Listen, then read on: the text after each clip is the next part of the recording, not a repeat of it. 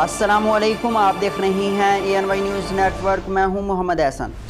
खबर शामिल करते हैं बहावल नगर से। Deputy bureau chief Pakistan Shahzad Kamal की रिपोर्ट के मुताबिक बहावल नगर अलखिदमत फाउंडेशन के ज़ेर तमाम डिस्ट्रिक्ट बार एसोसिएशन हॉल में तकरीब में डिस्ट्रिक्ट बार के सदर काशिफ खाकवानी, जनरल सेक्रेटरी मिर्ज़ा बासित सरवर और नायब सदर इमरान जैदी समेत अलखिदमत के ज़िले सरबरस्त और बहावल नगर के सीनियर उस्ताद प्रोफेसर शफीक अहमद, डायरेक्टर अलखिदमत सैयद मसूद इकबाल शाह, ज़िले सदर अलखिदमत फाउंडेशन इरफान अहमद भट्टी ने शिरकत की।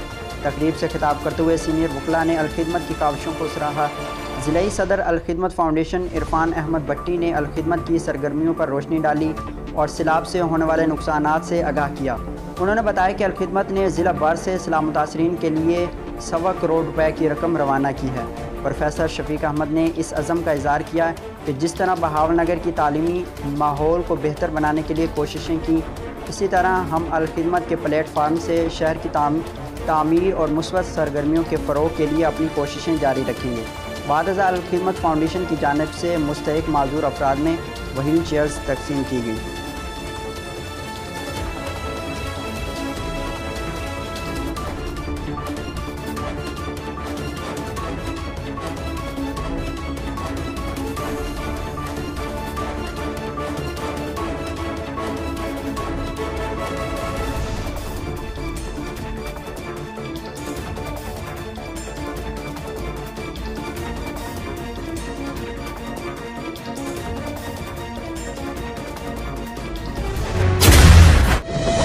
हालिया बारिशों ने मुल्क में 30 साल रिकॉर्ड तोड़ दिया है और अब तक लाखों अफराद सैलाब से मुतासिर हो चुके हैं।